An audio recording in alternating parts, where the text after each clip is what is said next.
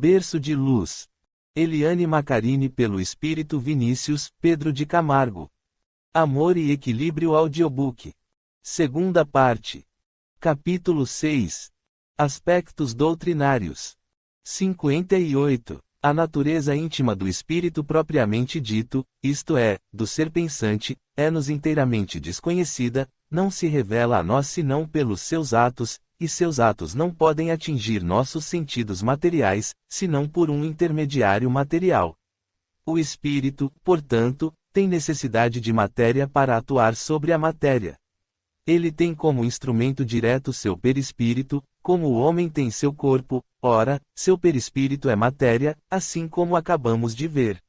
Em seguida, ele tem por agente intermediário o fluido universal, espécie de veículo sobre o qual ele atua, como nós agimos sobre o ar para produzir alguns efeitos com a ajuda da dilatação, da compressão, da propulsão ou das vibrações. Acomodados em agradável sala de estudos de nossa adorável casa espírita, passamos a trocar impressões sobre o que havíamos presenciado na casa de veraneio de Ângela. Tive a impressão de que o espírito ali presente, em terrível desordem moral, mudou a coloração e o brilho de seu perispírito, segundos antes da explosão, afirmou Maurício. Consegui perceber o mesmo fenômeno, o qual ocorreu por um tempo ínfimo, mas suficiente para causar a mudança de estado da matéria, comentei. Sabemos que nossa mente possui a capacidade de modificar o fluido cósmico universal no qual estamos envolvidos. Pelas notícias que o Sr. João passou a Ângela existia uma falha mecânica na condução do combustível armazenado nos botijões, e com certeza esse fato foi percebido pelo astuto irmão em busca de vingança, comentou Inek. O fogo é uma reação química de oxidação que libera luz e calor e é denominada combustão. Para que aconteça esse fenômeno, precisamos da presença de 4 elementos essenciais: o combustível, o comburente, o calor e a reação que acaba por se processar em cadeia. O gás liberado pela falha mecânica do equipamento se transformou em combustível, o comburente foi o oxigênio, a fonte de calor foi colhida da transformação da vibração perispiritual do irmão que observamos. A união destes 3 fatores gerou a reação química normal no mundo material, explicou Fábio. Mas como esse espírito conseguiu a transformação do estado energético de seu próprio perispírito? Perguntei curioso. Ernesto Bozano, em seu livro A Morte e os seus Mistérios, tem uma excelente teoria que pode nos ajudar a entender esse fenômeno. Ele faz a seguinte referência: ora, se põe de lado a lenda teológica das almas que ardem nas chamas do purgatório ou do inferno, só resta uma hipótese rigorosamente possível, considerar os fatos, e da qual já falei, isto é, a hipótese vibratória, que em mais maravilhosa revelação científica, graças à qual assistimos, espantados, aos milagres do rádio e da televisão.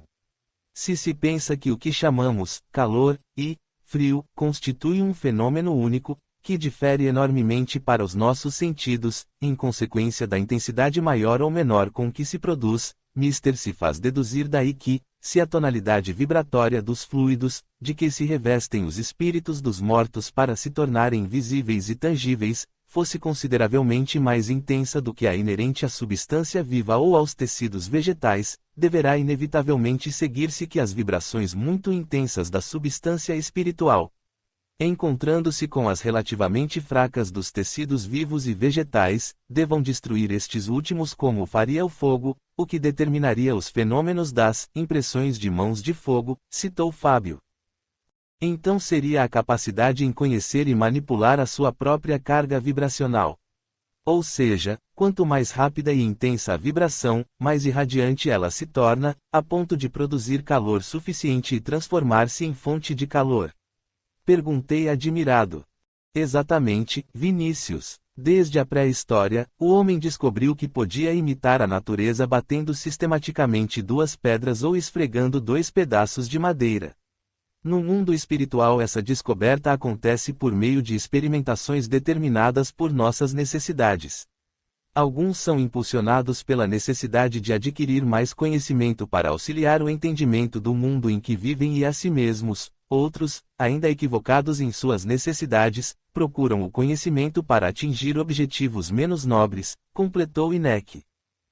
Esse foi o caso que procuramos relatar na história contada no livro Comunidade Educacional das Trevas. Eram espíritos ainda presos a um passado doentio, que acabaram se encontrando e se unindo para construir uma comunidade que tinha por meta educar outros nas artes da ciência, mas com direcionamento no uso desequilibrado, comentei, citando a experiência que vivenciamos juntos.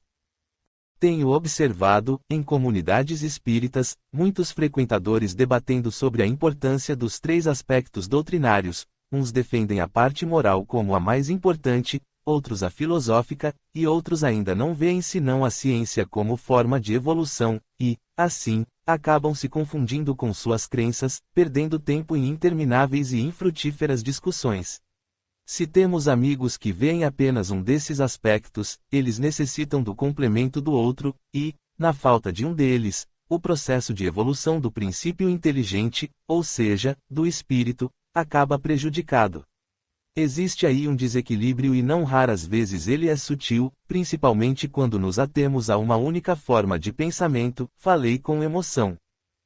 A ciência pode nos esclarecer sobre o movimento contínuo dos fluidos cósmicos na formação dos vários aspectos dos mundos existentes, o que nos faculta melhor entendimento de quem somos e de como devemos utilizar esses recursos. A filosofia nos faculta a capacidade de discutir, trocar ideias de como devemos direcionar nossos esforços em benefício pessoal e comunitário, enquanto a moral, recurso indispensável e também filosófico de nossa ligação com tudo o que podemos vivenciar e descobrir, direciona nossa mente para a perfeição relativa de cada momento, refletiu Inek.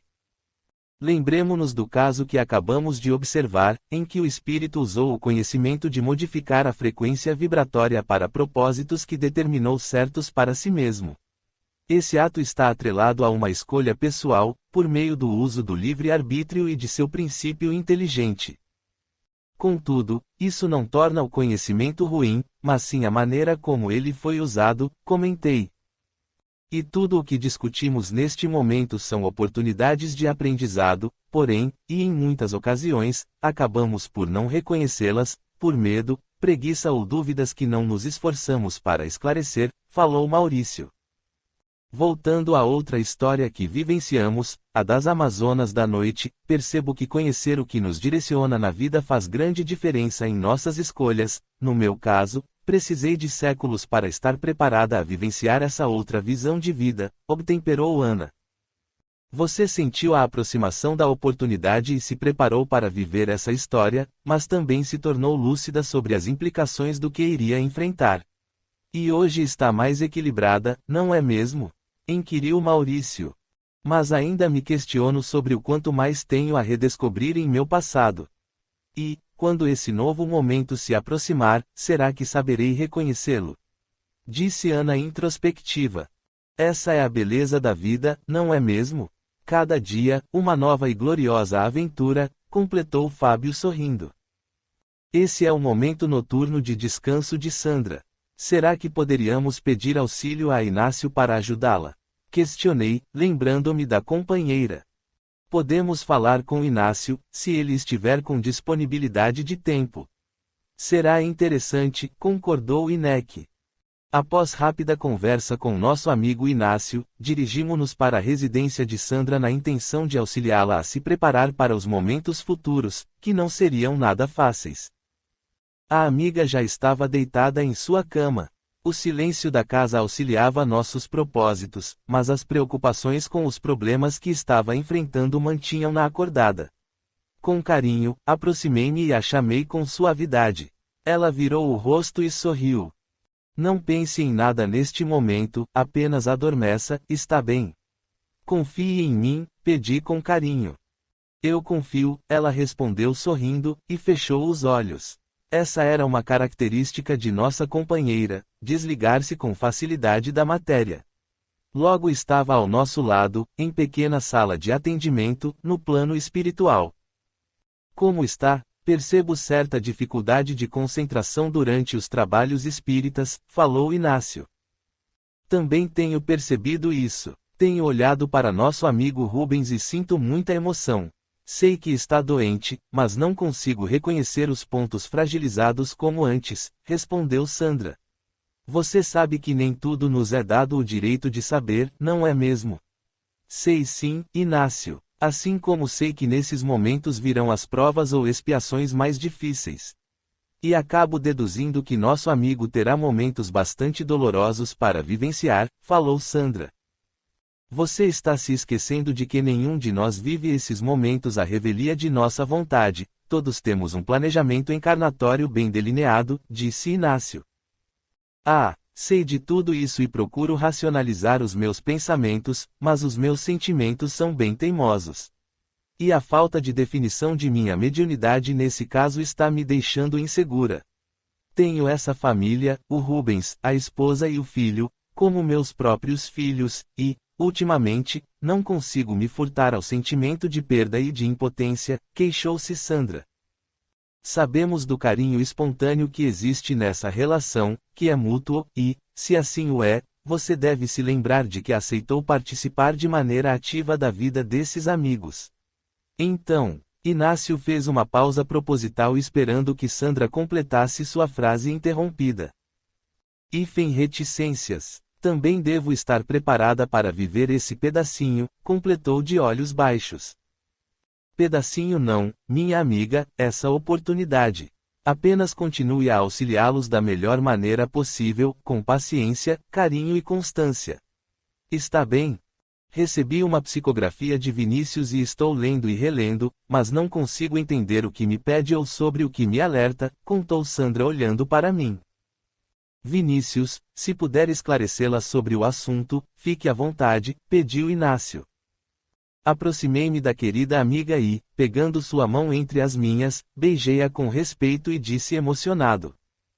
Sei o quanto têm sido difíceis para você os últimos tempos. Muitos problemas pessoais de saúde, muitas aflições familiares, que acabam dependendo de sua força para serem solucionadas, cobranças como dirigente da casa espírita, e pouco tempo para si mesma, o que também acabam cobrando de você. Sabemos que os momentos futuros serão bastante difíceis e exigirão de você o que ainda está aprendendo com nossa amorosa doutrina espírita, comentei emocionado. Não se preocupe, amigo, sei que estou meio fragilizada, mas também me fortaleço com a esperança de dias vindouros, só preciso deixar de lado o imediatismo. E, quanto à psicografia, você pode esclarecer-me algo ou pelo menos me ajudar a entender o que é tão importante conseguirmos enxergar? Perguntou Sandra. Você sabe que não podemos lhe dar todas as respostas. Apenas fique mais atenta às pessoas de seu convívio. Se for do gosto de nosso Pai, você poderá fazer algo além da superfície do momento, mas lembre-se de que o que passamos aos nossos tutelados são apenas pequenos exercícios de observação. Fique certa de que não conseguimos mudar o caminhar do outro, apenas apoiá-lo em suas vivências, salientei com carinho. Isso, às vezes, confunde-me. Ainda não consegui ver a diferença em ser apenas apoio ou querer ser a solução, contemporizou Sandra sorrindo. Ah, mas isso já é um começo, da descoberta de nossa prepotência à perfeição do exercício é apenas questão de esforço pessoal, redargui sorrindo. Como é bom estar por aqui por um tempo, pena que só lembramos uma parte do que aprendemos, lamentou Sandra. E esse é um presente do Pai aos seus filhos, ter a sensação da nossa real natureza. Agora você precisa voltar. Eu sei, mas dá uma vontade de ser teimosa e ficar mais um pouco. Teimosa, minha filha, logo você? Questionou Inácio, rindo com gosto. Mas ainda transformo isso em persistência, vocês verão. Tenho certeza, porém é preciso exercitar um pouco mais, afinal, a teimosia ainda faz parte do lado vaidoso. Isso, eu posso afirmar com certeza, comentei com bom humor. Obrigada pela ajuda, vou me esforçar um pouco mais. Após a volta de nossa amiga ao seu corpo material, eu e Inácio continuamos agradável conversa. Quando vimos que o dia clareava, dirigimos-nos ao posto de socorro da Casa Espírita Caminheiros de Jesus para as preces matinais. Capítulo 7. Vida, processo em evolução. 334. A união do espírito com determinado corpo é predestinada. Ou, pelo contrário, a escolha se dá no último momento. O espírito é designado com antecedência. Ao escolher a prova que deseja sofrer, o espírito pede para encarnar, sempre dependendo essa escolha e esse desejo do seu grau de elevação. Deus, que tudo sabe e tudo vê, sabe e vê por antecipação que tal espírito se unirá a tal corpo. Fábio avisou-nos de que Caio estava bem e pronto para receber alta médica e retornar para casa. Resolvemos acompanhá-lo, pois observamos o infeliz perseguidor em intensa movimentação, com o intuito de dar continuidade aos seus planos de vingança. Nós já temos informações a respeito dessa entidade?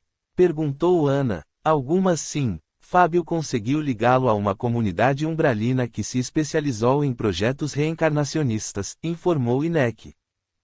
Projetos reencarnacionistas? Como pode? Perguntei, demonstrando genuína admiração pela informação recebida. Isso mesmo, caro amigo. Alguns irmãos, ainda em conflito moral grave, acreditam ter o direito de proceder à revelia do Pai, e acabam adotando algumas atitudes bastante dolorosas. Essa comunidade pensa ter o direito de empreender projetos reencarnacionistas e colocá-los em execução, explicou INEC. Mas eles conseguem concluir seus projetos? Indaguei admirado. Sim, com a aquiescência do Senhor da Vida, esse proceder pertence aos escândalos necessários, mas não exime seu autor, respondeu INEC. E como funciona esse trabalho nas comunidades abismais? Perguntei ao amigo. Pelo que pude entender de explicações de companheiros que trabalham com essas equivocadas comunidades, eles agem semelhantemente ao roteiro estabelecido por espíritos melhores que assistem à humanidade. Lembremos sempre que o instrumento não possui qualidade própria, sendo esta definida por seus usuários, falou INEC. Teremos oportunidade de conhecer alguma dessas comunidades? Perguntou Maurício. Teremos, pois o espírito que persegue a família de Fábio desfruta de alto cargo na colônia Origem de Fogo. INEC, eles realmente planejam reencarnações diretamente dos abismos de dor? Questionou Maurício. Isso mesmo, meu jovem. Mas posso lhes dizer que nada no mundo acontece se não tiver uma boa razão evolucionista, apesar de acreditarem no domínio que exercem nesses processos, o verdadeiro planejamento está a cargo de espíritos melhores, acrescentou. Precisamos ir ao encontro de Fábio no hospital. Rachel ainda está com eles? Perguntou Maurício. Não. Ontem Carol ligou para Rogério e ele foi buscá-las para que pudessem descansar, mas o rapaz voltou e fez companhia a Ângela durante a noite, pois Caio não chegou a ser transferido para o quarto, ficou na emergência, completou INEC. Deslocamo-nos para o hospital e logo à entrada observamos intensa movimentação dos amigos de Cipriano, nome escolhido pela entidade que perseguia a família de Fábio. A psicosfera do local já adquiria qualidades vibracionais semelhantes à do agrupamento desencarnado que invadia aquele edifício. Percebemos que os funcionários da casa demonstravam grande irritação uns com os outros. Os semblantes demonstravam amargura, e a qualidade dos pensamentos deixava muito a desejar, principalmente pelo trabalho que ali deveria ser realizado, socorro aos que sofrem dores físicas e, por consequência direta, dores morais. Aproximei-me de Cipriano e indaguei com carinho, o que pretende o amigo com toda essa movimentação? Ele olhou-me com altivez e cinismo e comentou com disfarçatez, não lhe interessam as minhas razões. Você não tem o direito de interpelar-me e exigir respostas que não quero dar. Não exijo nada de você, meu irmão, apenas o questionei, tentando entender sua ação, seu esforço em prejudicar um jovem que tem demonstrado admirável avanço moral. E você acredita que isso é motivo para não usá-lo a fim de alcançar meus objetivos? Inquiriu rindo e com escárnio. Talvez, se pensar um pouco, consiga enxergar lógica na maneira como falo com você, redargui com calma. Ele olhou-me e disse entre dentes. Acredita mesmo que esse papo de bom sujeito fará diferença em meus propósitos? Não, realmente eu não acredito que minha fala vai fazê-lo mudar de ideia. apenas a reflexão pessoal do amigo sobre suas ações, seus direitos e deveres vão fazê-lo entender as verdades inquestionáveis do amor, respondi com carinho. Cipriano olhou-me e, sorrindo, ainda com escárnio, perguntou-me: sabe o que significa meu nome? Não sei qual a associação mental que o amigo fez com a palavra, mas poderá dizer-me que eu o ouvirei. Não perderei meu tempo, apenas agirei de acordo com a minha vontade. Dizendo isso, olhou para um grupo de jovens paramentados como monges e mentalmente os instruiu à ação no momento em que Ângela, Rogério e Caio saíam do hospital em direção ao carro estacionado do outro lado da rua.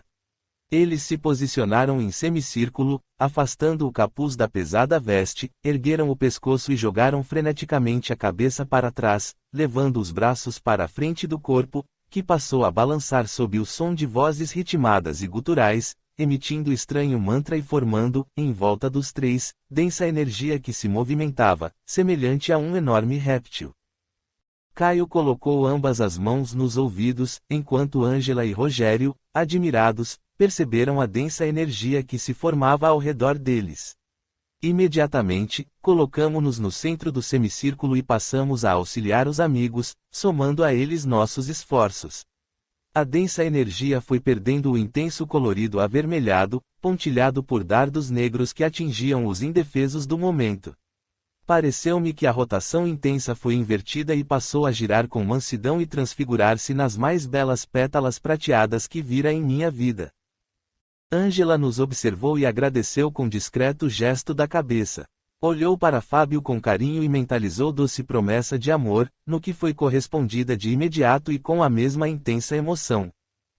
Rogério, preocupado com a expressão de dor que Caio demonstrava, colocou-se diante do rapaz e perguntou: Caio, está tudo bem?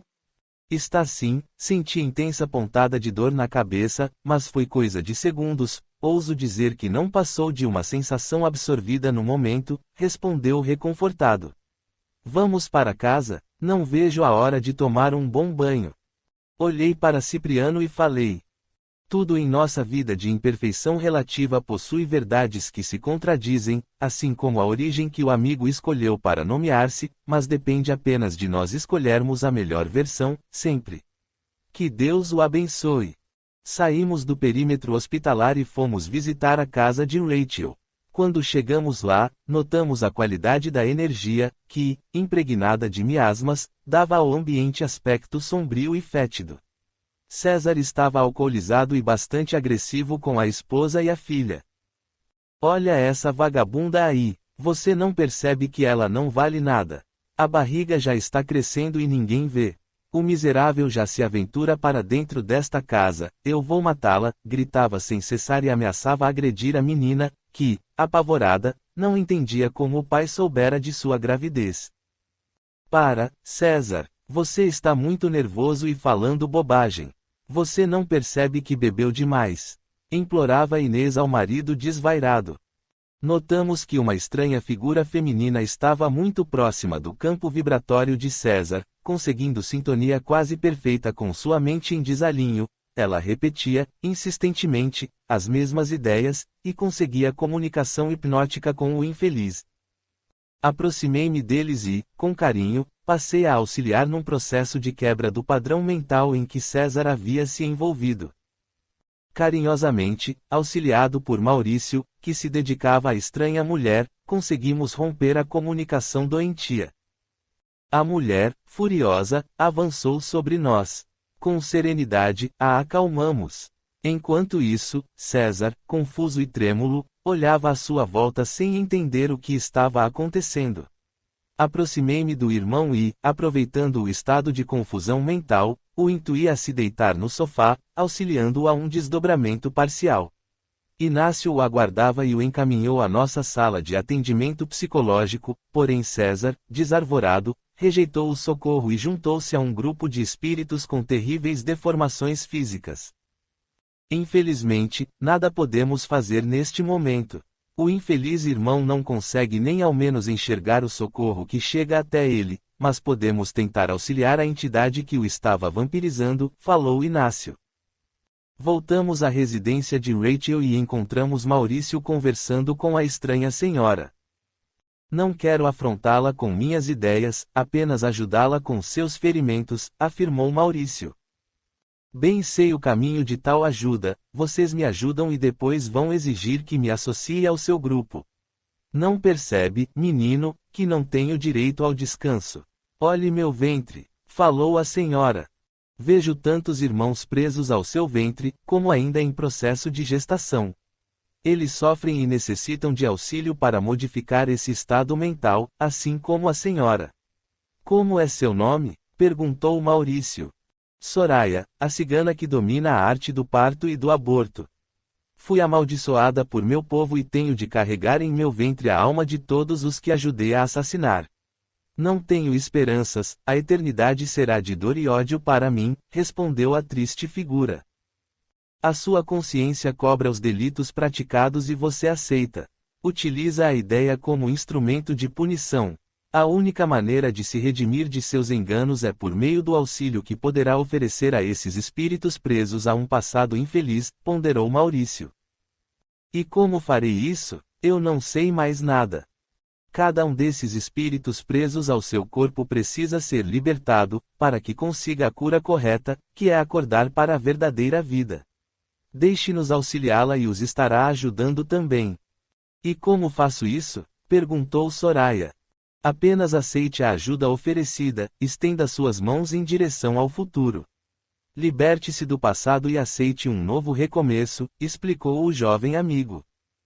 Soraya olhou para Maurício e em seus olhos vimos transparecer a dor que a consumia. Enfraquecida, deixou-se amparar por braços amigos e rogou. Você prometeu me acompanhar, não me abandone, não suporto mais viver assim. Maurício a abraçou com carinho e, beijando suavemente sua testa, falou. Estarei com você até que adormeça e descanse em paz. Ficamos por ali ainda algum tempo, observando a movimentação da casa. César continuou adormecido no sofá, inquieto, falava palavras desconexas e roncava muito alto.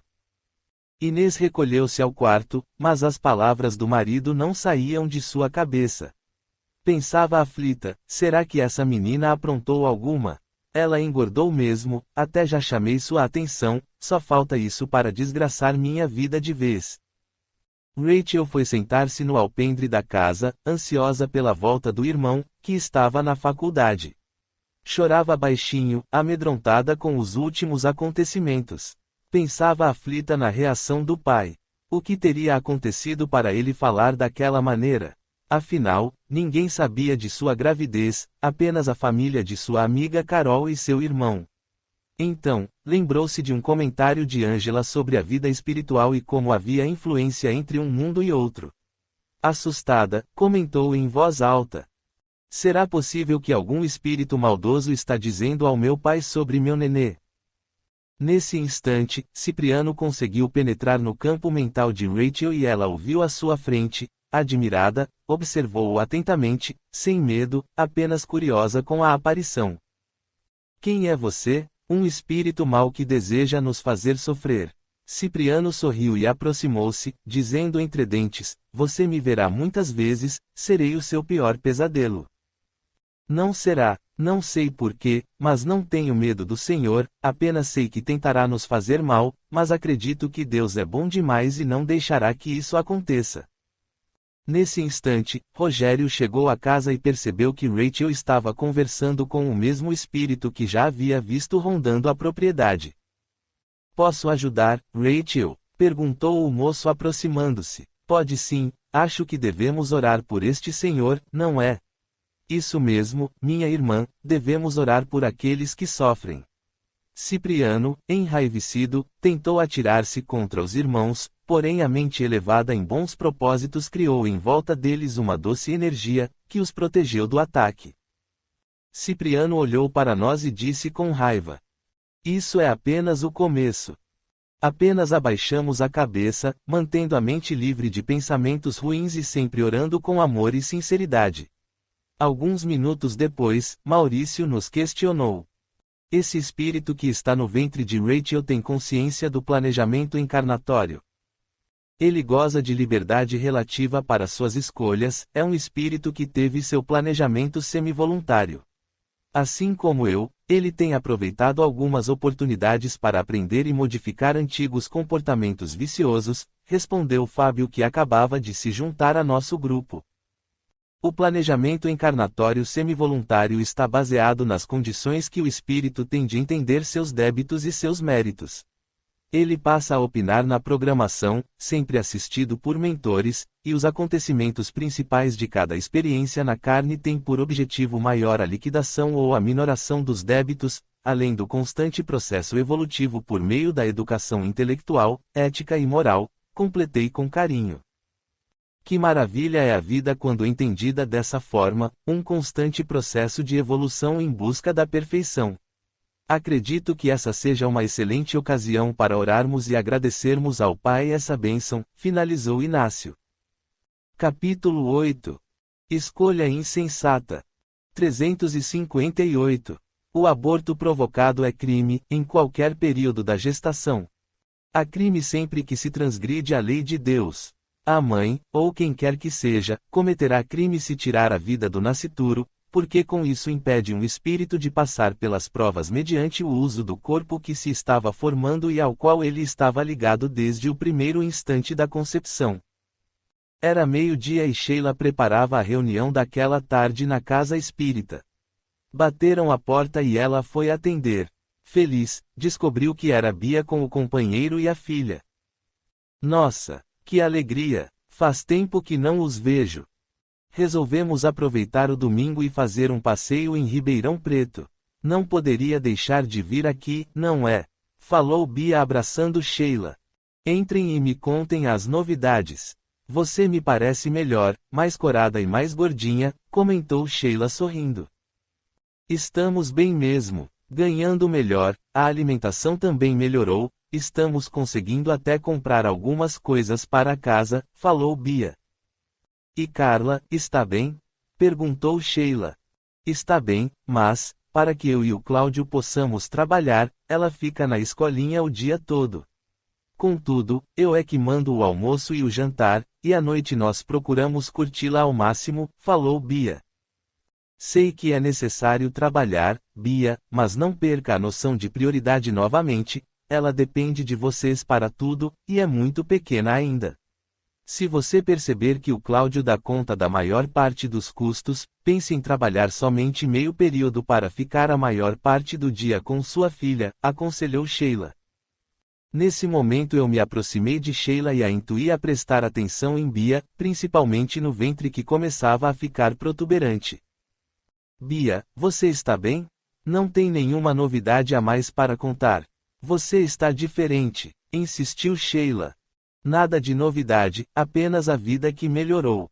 Não fique olhando para minha barriga. Eu não estou grávida, falou a moça visivelmente desconfortável. Desculpe, não quero ser inconveniente, mas você sabe que pode conversar comigo sobre qualquer coisa, insistiu Sheila, que realmente sentia amor pela jovem. Mas não há nada para conversar.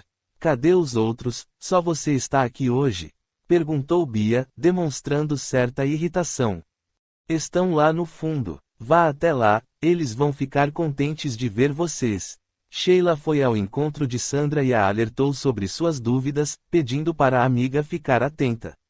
Bia reagiu às perguntas de Sandra da mesma forma que o fez com Sheila, que insistiu por uns momentos, mas foi ignorada. Eles ficaram lá por mais algum tempo e depois se despediram. Sheila tentou relacionar o que havia acontecido com a mensagem recebida por Sandra, mas acreditou nas informações recebidas de Bia e acabou se envolvendo em outros assuntos. Alguns dias se passaram e, apesar das afirmações de Bia sobre as melhores condições de vida de que desfrutavam, Sheila ficou com o pensamento voltado nela. Sentia certa angústia e melancolia quando se lembrava da moça. Estava lendo um livro quando o filho foi procurá-la. Imediatamente, ela percebeu que havia algo errado. O que foi? O que aconteceu? Mãe, foi a Bia, aquela moça atendida por vocês. Ela morreu. O quê? Que brincadeira é essa? Perguntou Sheila, já demonstrando grande comoção. Eu não sei o que aconteceu. O Cláudio, marido dela, disse que a encontrou morta, falou o rapaz com grande tristeza. Dê-me o telefone, preciso falar com ele, pediu Sheila. Após várias tentativas para entrar em contato com o rapaz, finalmente obteve sucesso. Quem está falando? Perguntou Sheila para a mulher que atendeu o celular de Cláudio. Aqui é Marinês, eu sou amiga de Cláudio e Bia. Quem está falando? Meu nome é Sheila, sou amiga deles. Você poderia me dizer o que está acontecendo, por favor? Após uma pausa, Marinês respondeu com a voz enfraquecida pelo pranto. Hoje pela manhã, Cláudio foi chamá-la para trabalhar e ela não respondeu, aí ele percebeu que ela estava morta. Meu Deus, mas o que aconteceu? Nós ainda não sabemos, o IML acabou de remover o corpo e nós estamos indo para a delegacia. O Cláudio está com você? Está sim, mas ele não tem condições de falar. E Carla, onde está? Na casa de minha irmã, não precisa se preocupar com ela, está bem cuidada, mas o Cláudio precisa muito de vocês, ele está fora de si de tanta dor. Estamos indo agora mesmo, obrigada por sua ajuda. Desligando o telefone, Sheila chorou compadecida pelo ocorrido. Apoiada por seus filhos e marido, diante da urgência dos acontecimentos, controlou-se e pediu ao esposo para ajudá-la a chegar até a cidade vizinha. Lembrou-se também de avisar Sandra, que, imediatamente, prontificou-se a acompanhá-los. A viagem de apenas 30 quilômetros pareceu aos amigos um caminho muito longo. A dor sentida pela partida precoce da menina assustou a todos de maneira intensa. Aproximei-me de Sandra e consegui entrar em contato mental com a querida companheira de trabalhos espirituais. Obrigada por estar nos acompanhando. Você poderia dizer se o acontecimento de hoje tem alguma relação com a mensagem que recebi? Perguntou Sandra. Tem sim, minha amiga. A menina Bia andava meio perdida em alguns problemas pessoais, falei, apiedado da reação imediata que isso causou em Sandra. E eu não soube entendê-la. Ela estava grávida, não é? Foi um aborto? Perguntou a amiga. Foi sim, Sandra. Lembre-se de que ela possuía instrumentos de defesa como qualquer outra jovem na mesma situação. A mensagem foi apenas uma tentativa de interferir em algo que já estava definido para Bia, respondi com firmeza, temendo momentos de culpa e remorso para ela. Por que eu não consegui perceber isso? Ou melhor, eu sabia que ela estava grávida, apenas não dei atenção, contemporizou a querida amiga, voltando a chorar com sentimentos de compaixão. Você sabe que temos limites para interferir no livre-arbítrio de nossos irmãos. Mesmo que tivesse conversado com ela, possivelmente não haveria diferença em sua decisão, expliquei apiedado. Sei disso, mas estou muito preocupada com as consequências a serem vividas. Analisando os fatos, ela é responsável por suicídio e assassinato, não é? Questionou aflita. Não temos todas as respostas, você sabe disso. Definir uma situação de vida é ser inconsequente, pois cada caso será avaliado de acordo com a verdadeira intenção de quem a praticou. Sabemos que Bia era um espírito aquém das reais necessidades de evolução moral, então terá atenuantes até o momento em que definirá os verdadeiros valores da vida, aí estará se preparando para vivenciar maravilhosos momentos de reparação, falei com suavidade. Obrigada por seu carinho. E como ela está neste momento? Perguntou Sandra. Necessitando de amparo, assim que chegar a casa, procure ficar por alguns momentos, apenas você e Sheila. Ela ainda está no mesmo local onde aconteceu o desencarne. Está protegida do mundo mais ignorante, mas em desequilíbrio grave. Fortaleça sua fé e sua vontade de auxiliar, somente assim poderá ser de valia neste momento. Agora, descanse por alguns instantes sua mente, o trabalho será árduo, aconselhei com carinho. Chegando à cidade, Sandra, Sheila e seu marido se dirigiram à delegacia, onde encontraram com o marido de Bia, que demonstrava estar bastante assustado e inconformado com o ocorrido. Explicou que estava tudo bem, que ela fora dormir saudável, e que não entendia o que havia acontecido. Um oficial foi conversar com eles e informou da necessidade de comparecerem ao IML da cidade e contatar uma empresa funerária para a liberação do corpo. Foi decidido por Cláudio que o velório e o enterro seriam ali mesmo, na cidade em que moravam. Após serem tomadas as providências necessárias, dirigiram-se à casa de Bia. Sandra e Sheila entraram na pequena e agradável residência com o coração apertado pela dor. Percorreram os cômodos e descobriram ser o sofá da sala o local de seu desencarne. A menina permanecia em posição fetal, com a cabeça entre os braços, tentando manter-se alheia aos últimos acontecimentos. Sandra e Sheila, apiedadas, permaneceram em oração, apenas esperando o momento propício para proceder ao auxílio necessário. Após alguns minutos, algumas pessoas resolveram deslocar-se até a casa onde Carla estava. Sandra e Sheila preferiram ficar por ali, arrumando a casa, que fora remexida pelos policiais que atenderam ao chamado. Sandra sentou-se no pequeno sofá, acompanhada de perto por Sheila, e descrevia para a amiga suas impressões como médium vidente. De repente, percebeu a presença do espírito reencarnante que se retorcia dentro do ventre da mãezinha, sob a terrível sensação de morte. Mentalmente, elas acariciaram a criatura até que se acalmasse sob a sensação do toque amoroso, entregando-o nas mãos das bondosas entidades que as auxiliavam, para em seguida começarem uma conversa mansa e amorosa com a menina. Venha cá, meu bem. Está tudo bem. Acorde um pouquinho e não tenha medo. Você não precisa falar, sei que está muito cansada, apenas me escute. Você está vivendo um momento muito importante, e a qualidade de tudo isso vai depender de você. Eu sei o que houve, não foi a melhor solução e você sabe qual foi a consequência. Você não está mais no mundo dos encarnados, agora precisamos resolver isso da melhor maneira. Você se lembra do livro do Maurício, Vidas em Jogo, no qual ele contou as suas experiências? Você ficou bastante impressionada com o relato que ele fez, principalmente quando ele falou sobre a diferença ao aceitar o seu desencarne e viver num novo mundo. O mesmo acontece com você agora, não pertence mais ao plano material. Sei que é doloroso deixar sua filha, seu companheiro, seus amigos, mas isso precisava acontecer. Vamos orar e pedir a Deus o perdão das ofensas e a oportunidade de começar tudo de novo. Sossegue seu coração, acalme-se e siga em frente. Enquanto Sandra conversava com Bia em voz alta, Sheila mentalizava fluidos amorosos que impregnavam o perispírito da jovem. Enquanto isso, uma equipe de amigos espirituais terminava de desligar os últimos pontos de ligação perispiritual com o corpo material. A princípio, Bia acatava as palavras e as emanações vibratórias com certo equilíbrio, porém, a percepção da presença de estranho irmão a descontrolou e a menina saiu correndo de sua casa em estado de pânico. Sandra, emocionada, olhou-me e pediu mansamente: olhe por ela, por favor.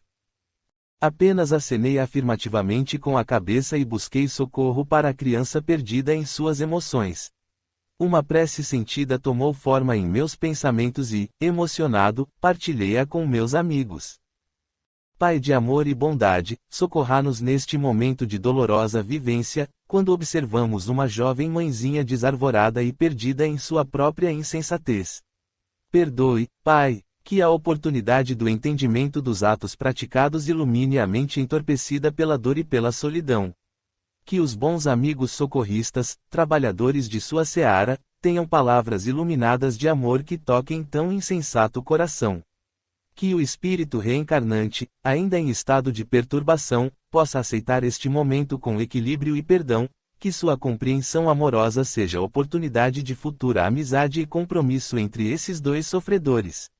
Abençoe, Pai, este momento, permitindo às nossas queridas amigas, Sheila e Sandra, reflexão sobre tudo o que vão vivenciar, que possam ser lúcidas e amorosas nestes instantes de necessidade, como sempre sublimando a sua própria dor em benefício daqueles que ainda não conseguem controlar suas emoções. Após sentida prece, convidei a todos para a oração do Pai Nosso.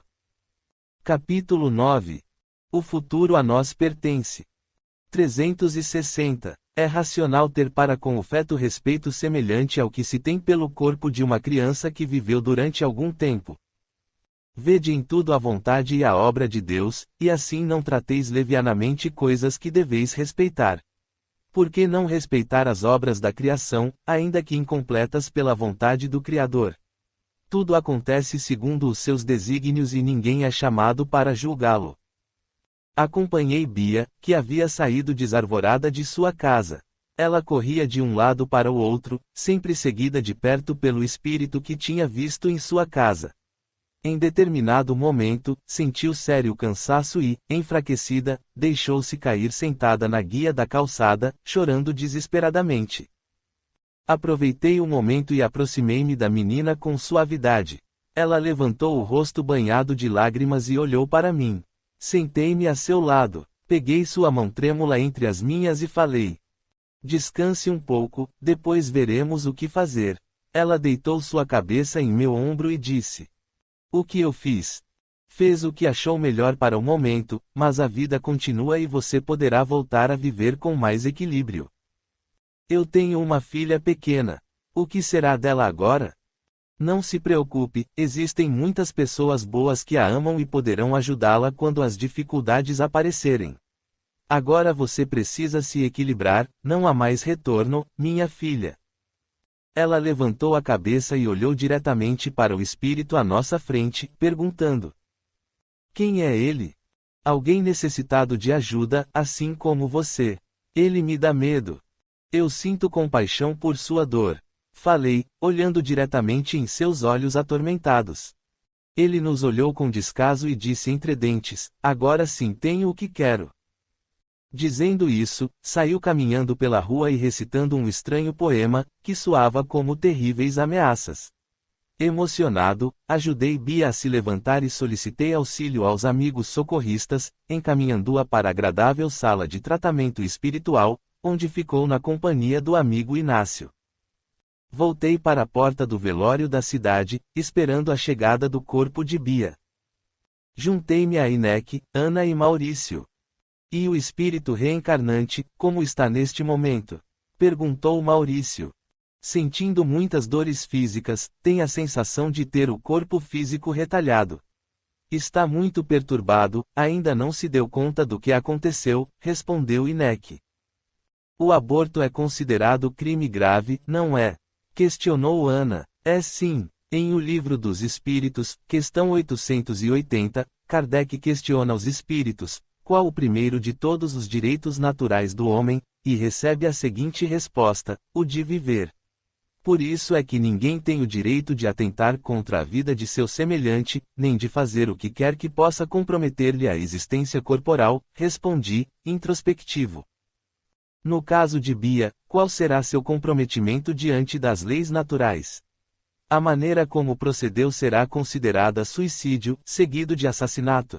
Inquiriu Maurício. Apenas a consciência de Bia poderá responder a essa pergunta. Ela se comprometeu de maneira traumática, mas, diante de seu grau de entendimento do momento, de seu estado mental e emocional, será considerada a gravidade de seus atos, explicou Inek. Devemos lembrar que após nosso desencarne estaremos onde nossa consciência nos autorizar. O que percebi em pequena conversa com Bia é que apenas o que ficou para trás, a família terrena, a preocupa. Pareceu-me não ter noção do que fez ao espírito reencarnante. Acredito mesmo que ainda não o considerava como um filho, informei aos amigos. Segundo o que aprendemos, a vida começa na hora da concepção, comentou Maurício.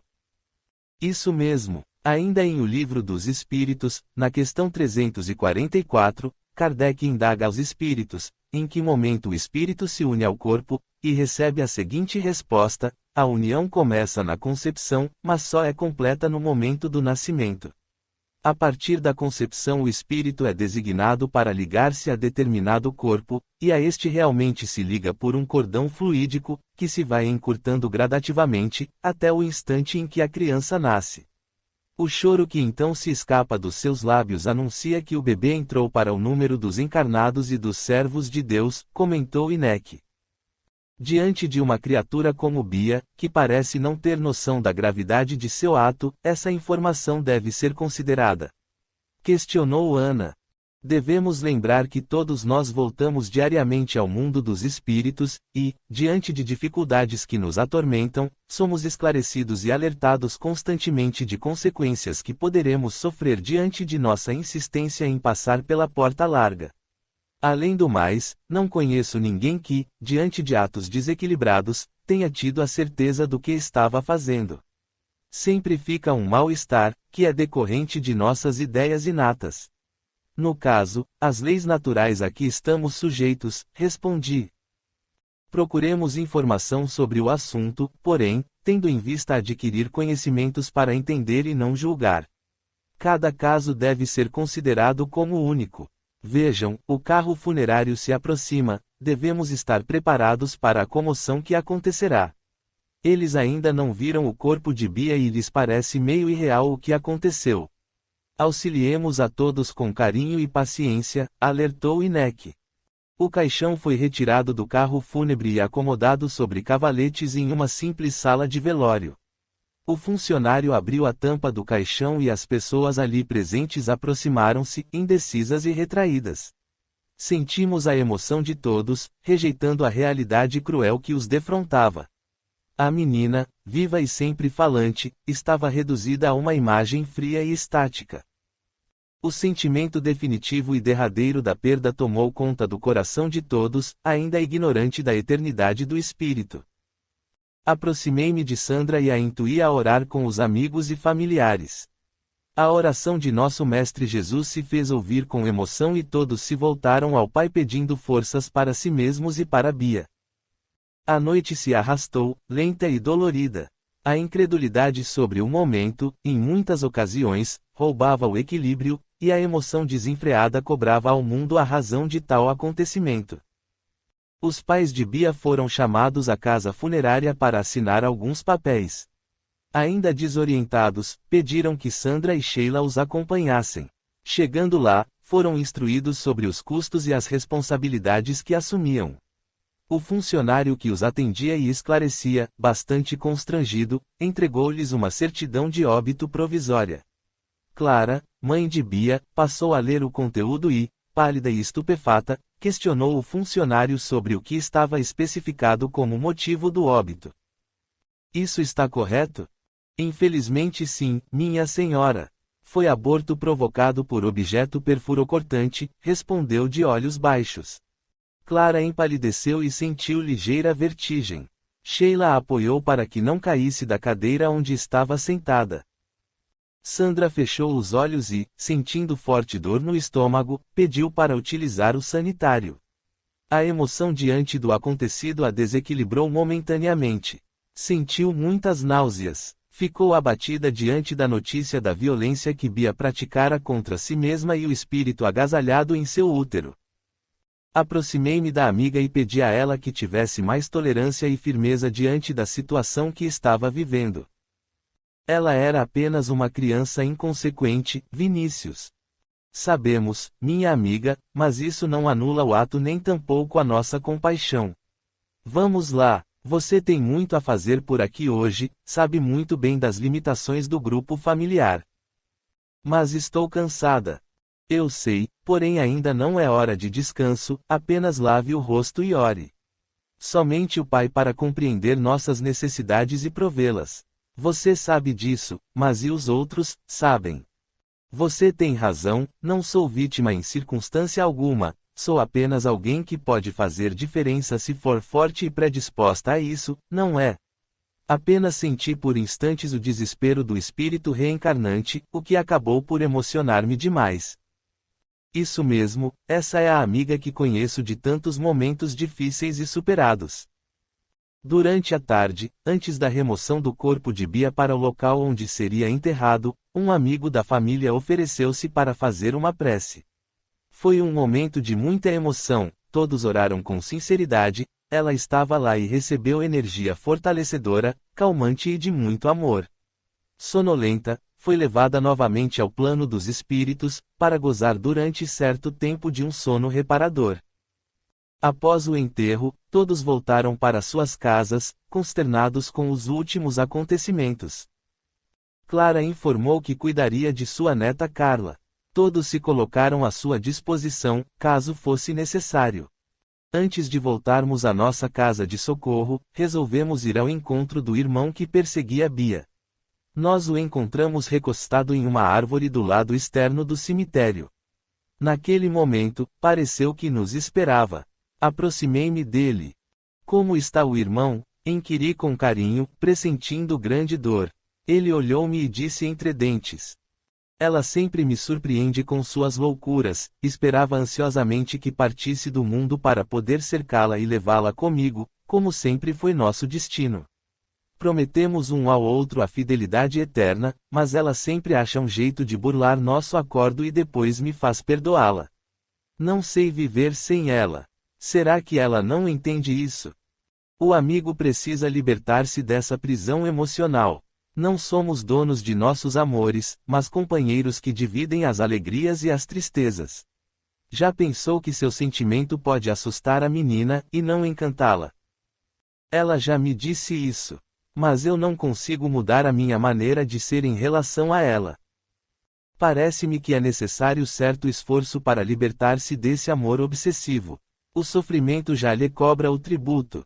Você está desequilibrado e sofre terríveis deformações físicas, chegará um momento em que a razão não mais vai comandá-lo. E o que eu posso fazer?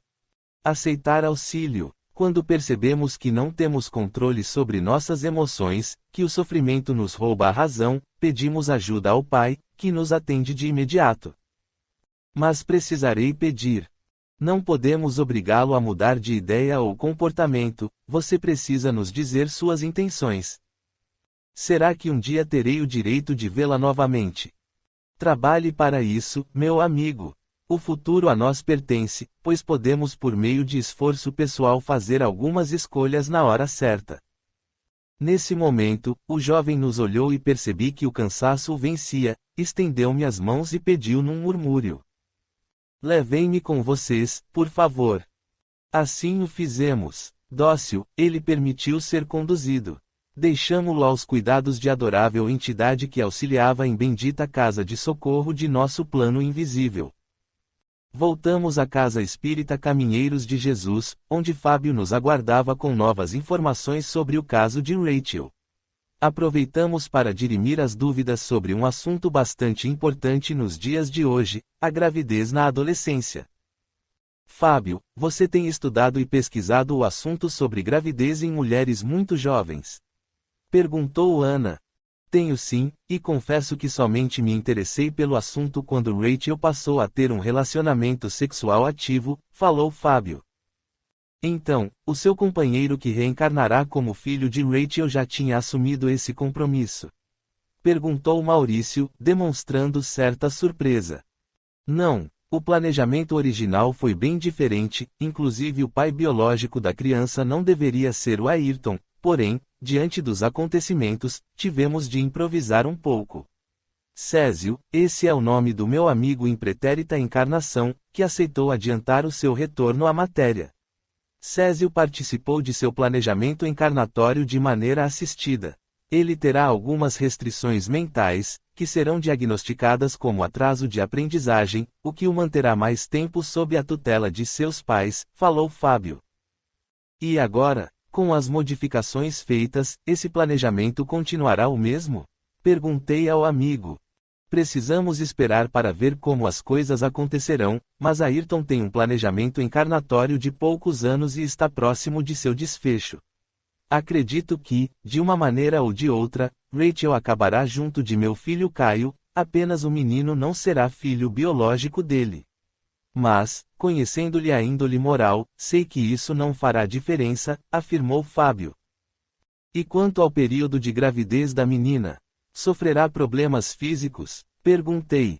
A gravidez na adolescência não é aconselhável, visto que o corpo ainda não está totalmente desenvolvido.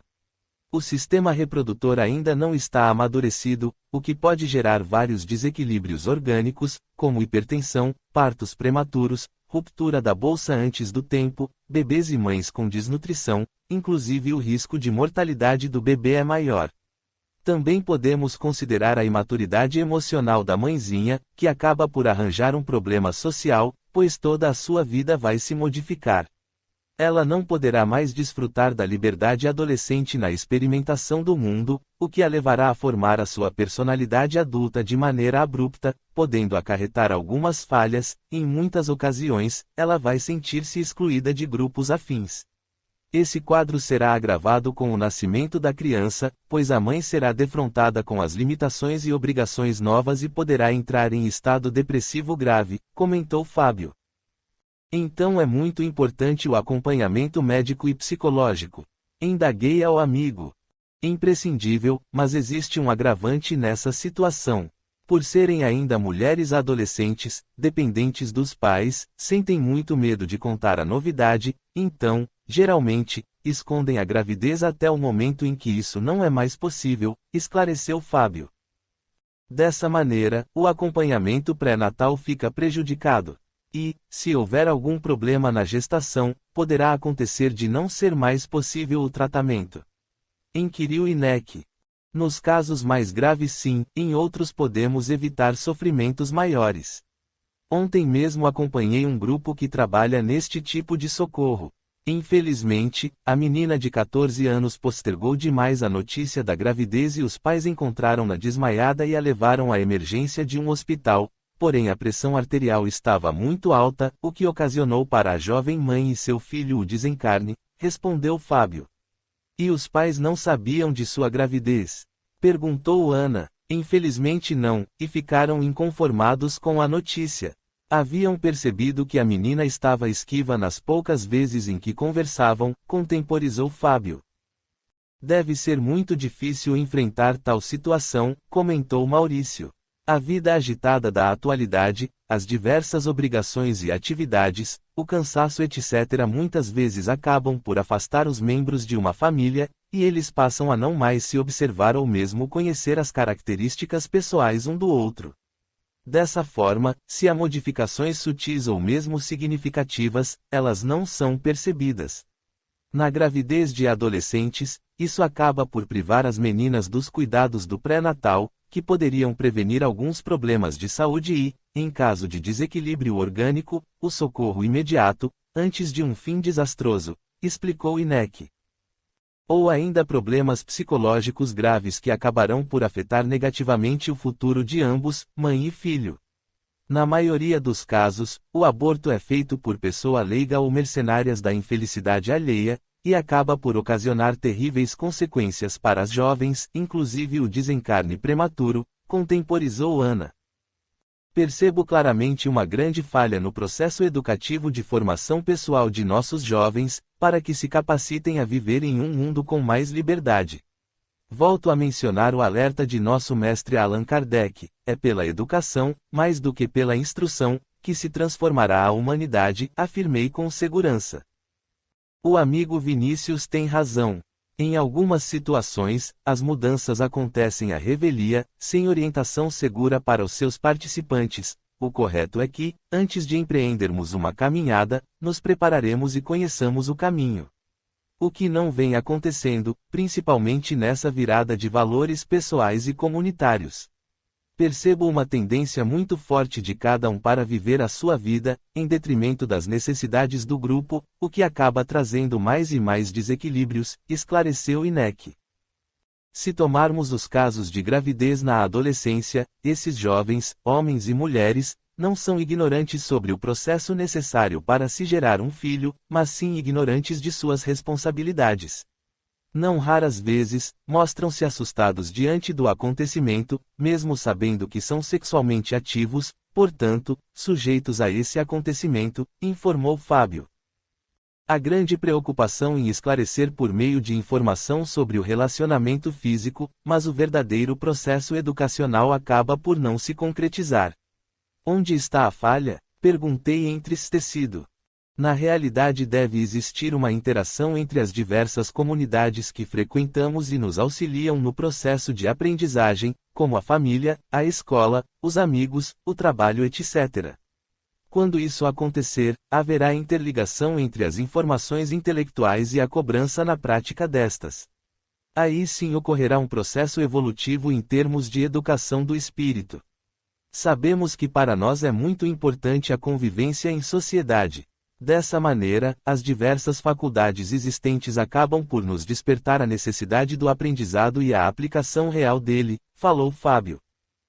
No capítulo 7 do livro 3 de O Livro dos Espíritos, Lei da Sociedade, questão 768, Kardec pergunta aos espíritos se, ao buscar a sociedade, o homem está obedecendo apenas a um sentimento pessoal ou se há também uma finalidade da providência.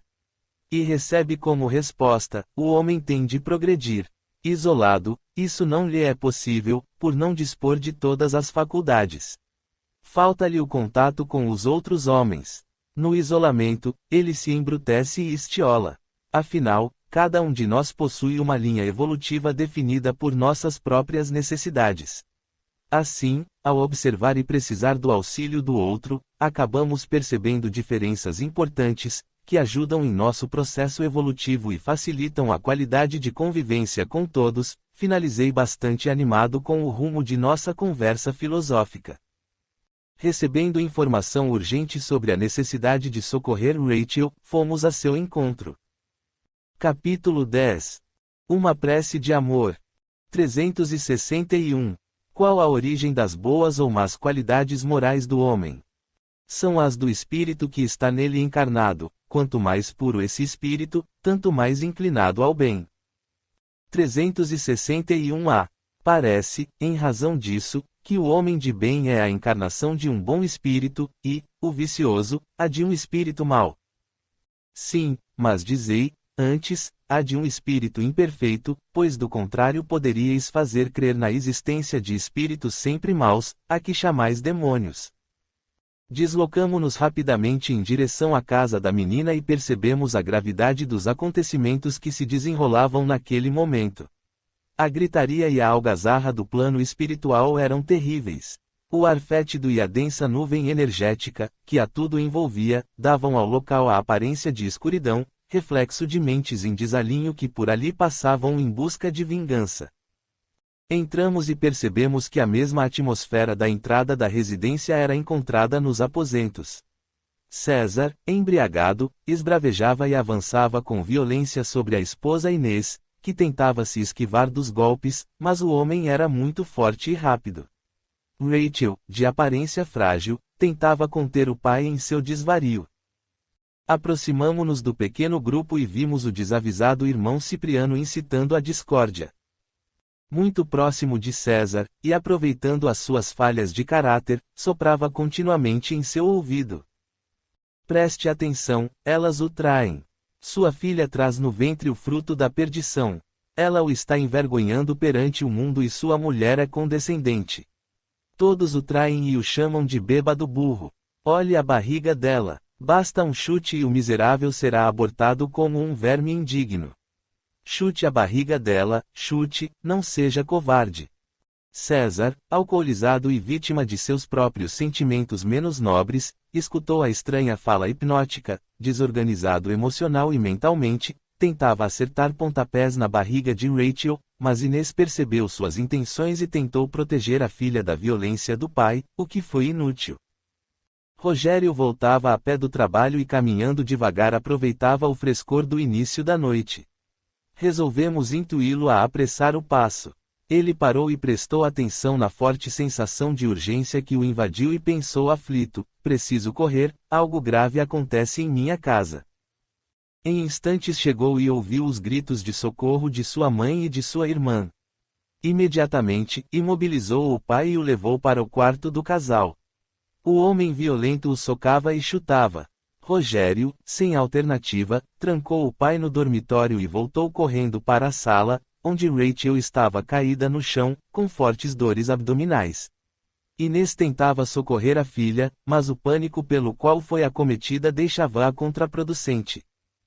Calma, mãe, calma. Deixa que eu socorro Rachel. Vá sentar-se no sofá.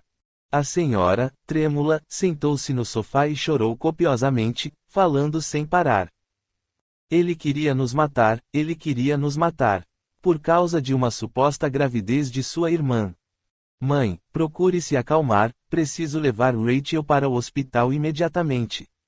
Por favor, chame a tia Nídia e o tio Roberto, eles moram pertinho e chegarão logo para ficar com a senhora. Não, eu quero ir com vocês. Não quero ficar com ele aqui sozinha. Escute como ele grita, e ainda está quebrando o quarto todo. Não adianta a senhora ir. Chame os tios e, enquanto eles não chegam, a senhora fica no portão esperando. Peça ao tio para ver o pai. Se precisar, chame a emergência ou a polícia, eu nunca o vi tão descontrolado. Está bem, mas me dê notícias de sua irmã. Ele a machucou muito. Minha filha, falou a mulher em descontrole. Inácio veio em nosso auxílio e dirigiu-se ao quarto onde estava o infeliz. Cipriano já não estava ao seu lado, mas o descontrole mental de César estava visível em seu rosto retorcido pelo ódio.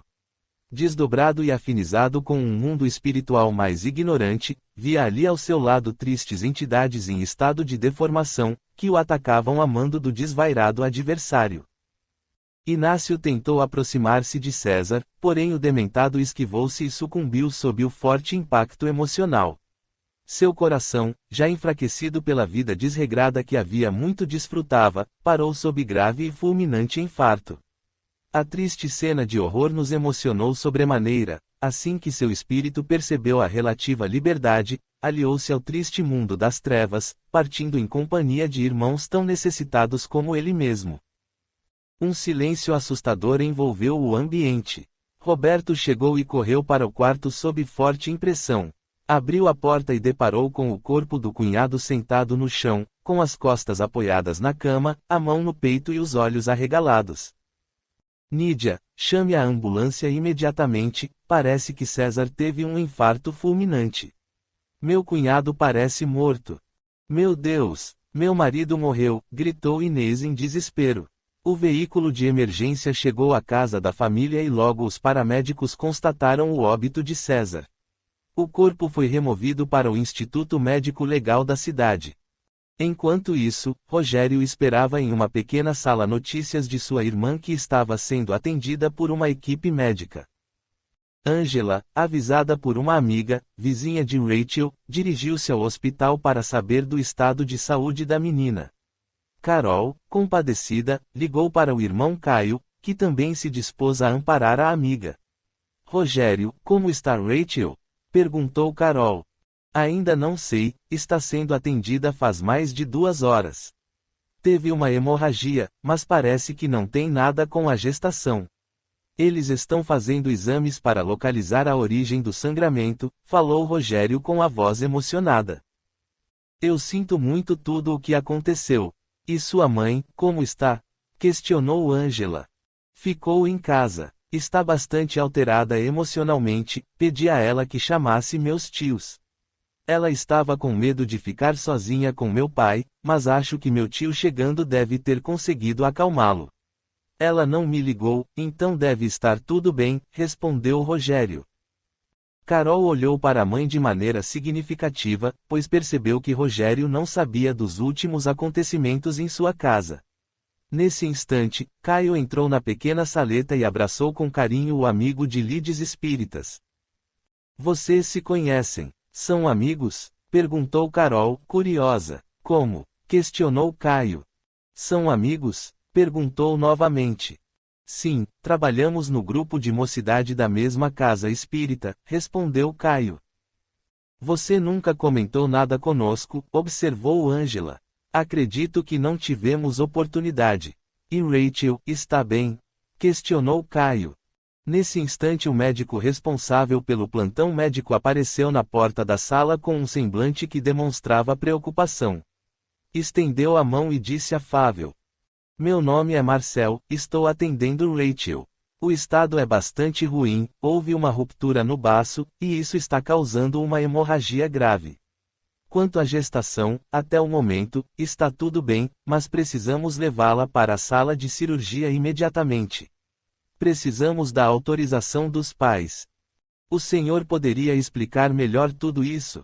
Pediu Rogério. Quando a ruptura do baço é grande, como no caso de sua irmã, a solução é uma cirurgia de emergência. Dependendo da extensão do dano, podemos fechar o ferimento ou retirar o baço, contemporizou Marcel. E quais as consequências? Questionou Rogério. O baço é um órgão que faz parte do sistema de defesa ou imunológico, mais ou menos do tamanho de um punho. Ele controla, armazena, destrói e produz células sanguíneas. Determina a qualidade dos eritrócitos, eliminando aqueles que não estão mais saudáveis. Serve como depósito de elementos sanguíneos como os leucócitos e as plaquetas.